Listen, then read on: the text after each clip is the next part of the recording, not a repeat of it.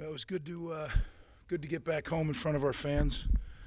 I thought the student section was outstanding. They got here early again and stayed for a better part of the game, which I was really pleased with.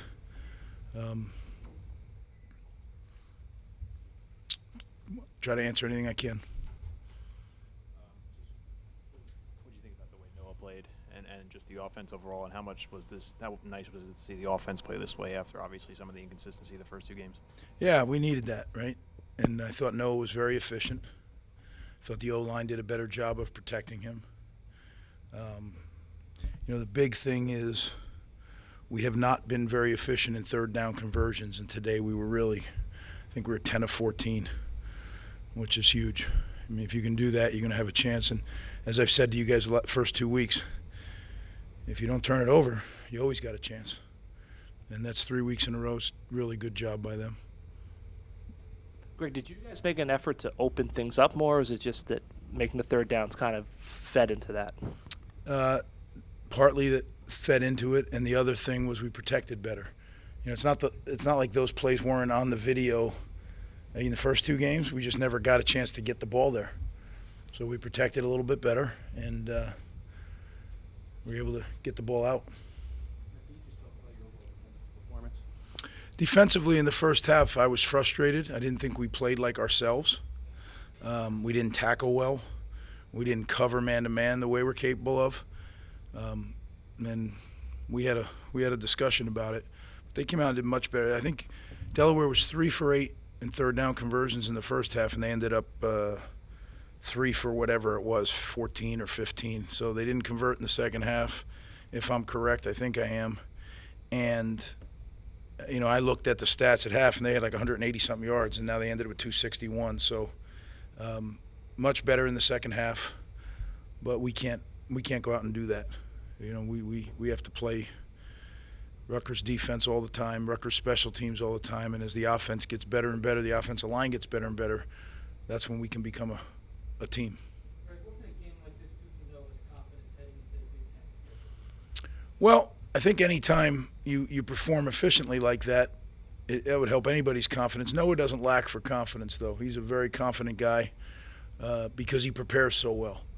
He's one of the best preparation guys we have on the team as far as how he gets ready for each and every game. And, that's the way we approach it, that every game is a one-game season and that we put everything we got into that one game. And it starts tomorrow. We'll evaluate this one, and then they'll start to move. Everyone will start to move toward Michigan. Piggybacking off Bobby's question, the run defense specifically, what were some of the issues there? Well, it's not a big mystery. We lost the edge on the long run, and then we missed the tackle. It's a 14-yard gain. And you don't like 14-yard gains, but you live with them, right? And then you go get a 6-yard loss and kind of balances out. But you lose the edge, and then you miss the tackle, and now you have a long run. And that guy's a good player. I mean, he's a really good player. He's the player of the year in their conference last year. So he's really good. Greg, 3-0, heading to the big house. I mean, is a game like that part of the reason why you want to come here, Big Ten football opportunity? Absolutely.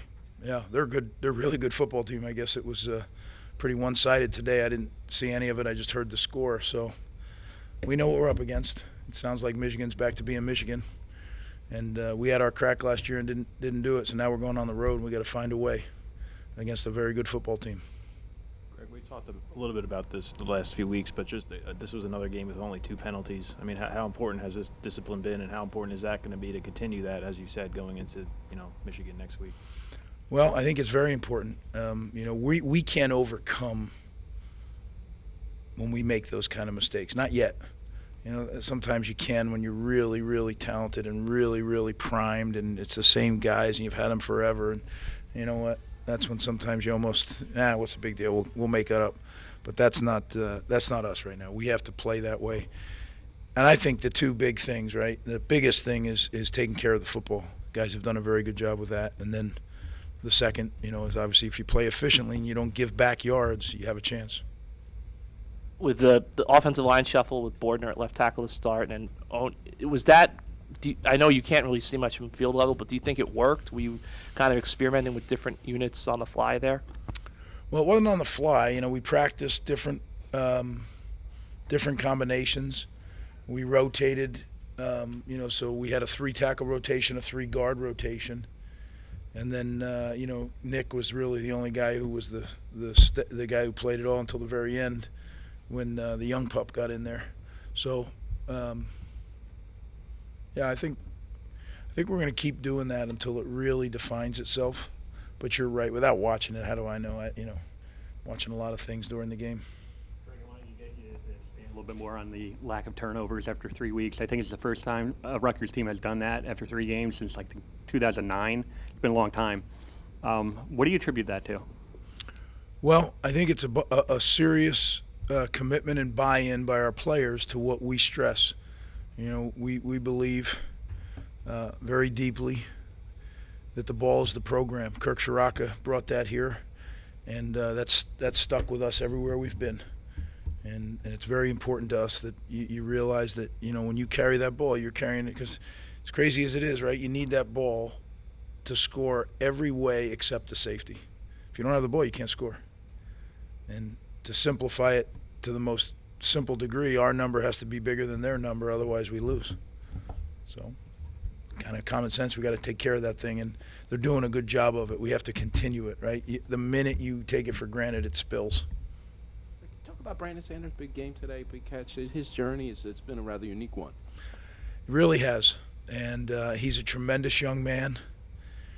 I remember I flew in to see my son, Joe, playing, and he was on the team. Yeah, I think he was a freshman, and he caught a dig like back behind him, and I remember saying that kid, he's special.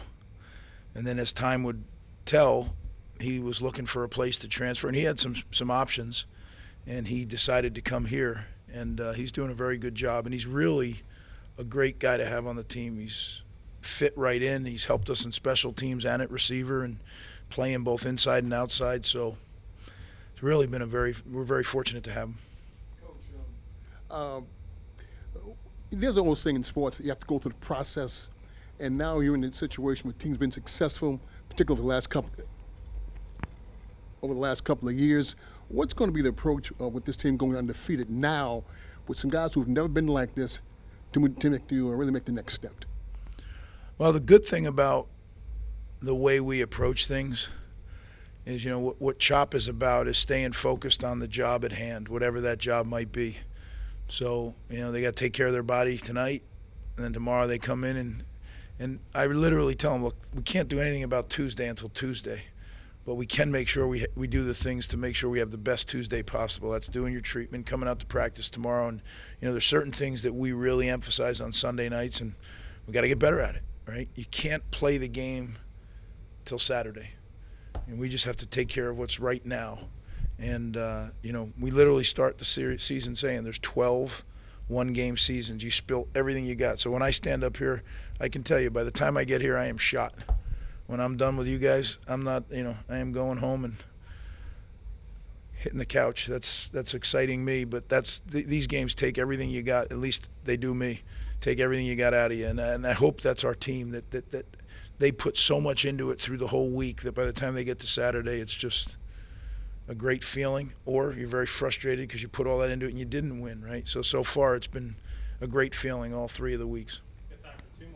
Greg, you talked about this week, don't overlook these guys, they're really good. First defensive series, you have the penalty which extends the drive, but you still pressure and out. And then the first offensive series, you go right down the field and score. How encouraging is that to you that they listened and you knew they were going to be ready? I think we have a trust, our staff and our players. I don't think, I know we do. We tell them the truth. So I don't try to sugarcoat it and tell them, you know, I flat out tell them what I think we're up against. And if we're not really, really on our chop, this is what could happen. But if we are, this should happen. You know, rather than play head games, we don't do that. Maybe I used to do that more when I was younger. That's not, to me, the way to go. If we're gonna if we're gonna talk about trust, then it's got to be both ways all the time. And our guys have done a good job of believing and doing what we've asked them to do. So we just got to keep doing that because we will get better. Like, we're getting better. we just have to keep at it. You've been around the game for 30-something years. Thanks, Keith. I didn't know that. Just want to remind you that. You've been around a while too, Butch. I do. Have you ever seen a punter land a ball at the 1-yard line 3 straight weeks? He's the best I've ever been around. The best I've ever been around. He really is something else. And nothing you can say other than, like, I look at him, I'm just like, we're lucky. We're very, very blessed to have him. He's a special player, a game changer. Guys, thanks for coming out. I appreciate it.